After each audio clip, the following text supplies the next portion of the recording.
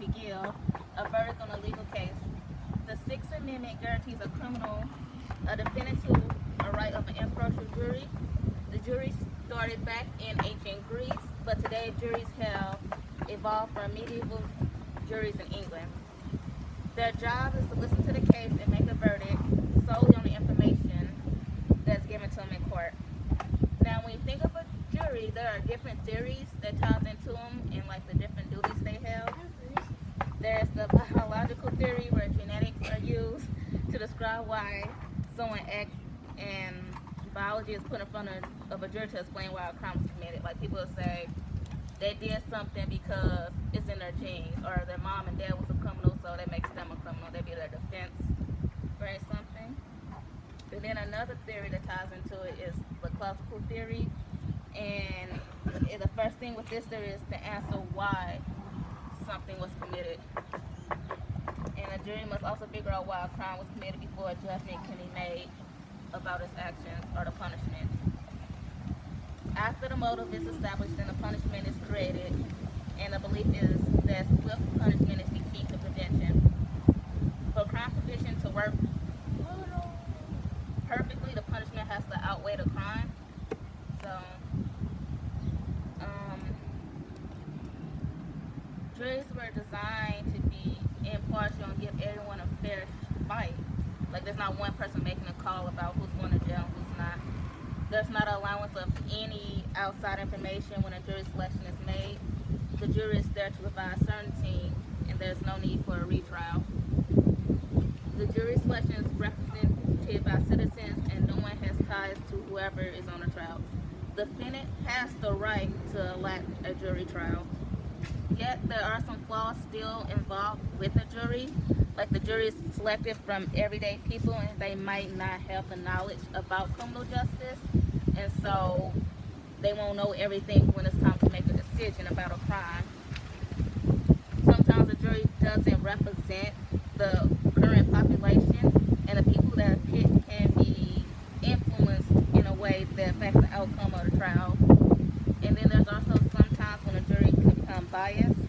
A lawyer can persuade jurors to vote a certain way because they'll play with their emotions or give them information that's not 100% correct, or they'll twist in a way to make them think of something themselves. And having a jury can be time consuming. It can take days to decide a verdict. It must be a unanimous vote when it deals with criminal cases and a majority vote for civil cases. And that can be difficult to do when there's only 12 people giving the trial, because everyone has their own opinion on everything.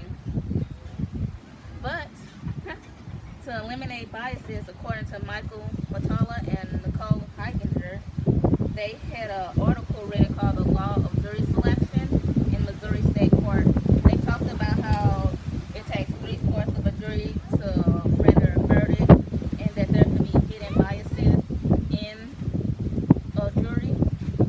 The process of jury selection is to evaluate the potential jurors and to identify which jurors will be the best. There are ways to eliminate the biases when it comes to the jury selection. There's the people who choose not, the people who are situational bias, they won't get chosen to be a juror. Like if they come in already have an opinion about the case before they even know real information, they won't get chosen. Or just anyone who has an opinion just based off of facts.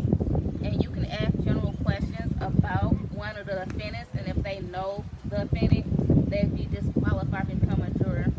And for general questions, it'd be like, do you know the defendant? Do you know anyone that's in the courtroom today? Or did you hear about this case beforehand when you came in today? And so any prior knowledge they have about a defendant or anyone's own trial, that can allow them to become biased, whether it's conscious or subconscious.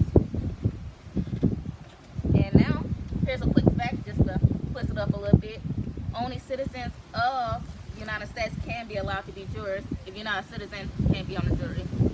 And one person who has a problem with that, her name is Amy Matura, and she wrote an article that focused on non-citizens and their rights. She says that people who are not citizens cannot go to court and be judged, but they They can go to court and be judged by a jury, but they can't be part of a jury council, and that's not fair. She believes that no one should be deprived of the rights if you live in America. Amy states that excluding non-citizens has resulted in a significant number of reticence in certain areas not to be part of a jury. The exclusion is highly skewed by race and ethnicity. Exclusions lead to a decrease in diversity, and the jury would not be a true reflection of the population when people are left out. Monterora believes that not allowing non-citizens is unconstitutional. She said, according to the Sixth Amendment, everyone has a right to a jury, and that everyone has the right to be on a jury. So here's a question to ponder about. Is all men created equal, even if they're not from America? Good question. Hillary Weddle is another person who focuses on fair jury selection. She wrote A Jury of Whose Peers, Eliminating Racial Discrimination in Jury Selection Procedures. Weddle focuses on the way to help with jury selection and make it become more of an equal opportunity. She believes the jury system was intended to instill fairness and increase confidence in the American legal system, but that's not always the case. Basically, Weddle believes that there's a lot of discrimination when it comes to jury selection. She says that there are 3 levels of discrimination that should be better examined. First one is the assembly of jury pool. Second is the assurance of exemptions and excuses from the jury service. The third is the use of preparatory challenges in impelling the petite jury. Weddle suggests services on trials should be limited to 1 day and eliminate all exemptions from the jury service. Also, the Supreme Court should relook at how they currently respond to unfettered use of preparatory challenges. So far all we discussed was the biases it comes with the jury and how it doesn't really represent the full population. So I want to give y'all a quick break from that, and I'll give y'all time to look and hear about how a lawyer actually chooses and what's in their mindset when they're trying to find a particular juror for a case. They don't waste time trying to find the best jurors. They just focus on the ones that they can keep up to last on the panel. If you focus on keeping the best jurors, the other lawyer will know what you're doing, and then those are the ones they'll try to get rid of. So the best approach is not to let anyone know what you're thinking. And instead of asking many questions, just ask the right ones. And a key thing to remember is always be ready to improvise when selecting a juror. During jury selection, there's something that can happen you're not expecting it, so you should always be on your toes. When you're talking with a group of people, some may be shy, but then when you talk to another group, they may be more vocal and not afraid to speak their mind. It's impossible to predict everything a person might say when they're asked a question, so you should be able to change routes quickly. Lastly, I have 5 steps to improve jury selection according to Richard and Gabriel.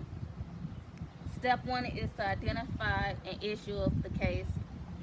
The goal is to eliminate any problem that might hurt the case.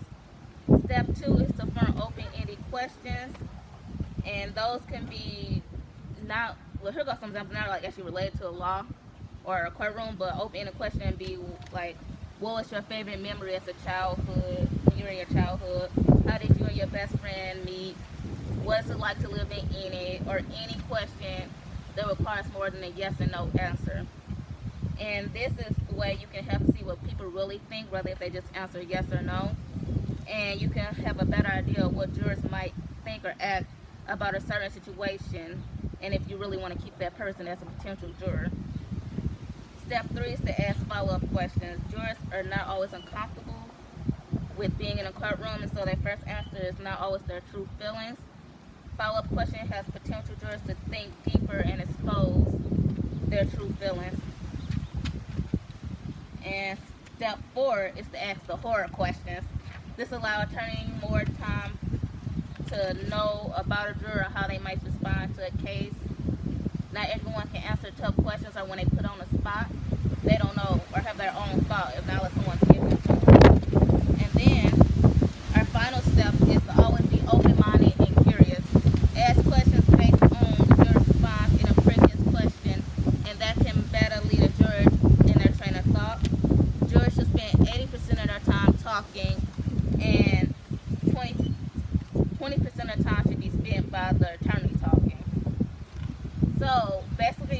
paper what I want y'all to get is that a jury is not always perfect, but there are always ways to fix them.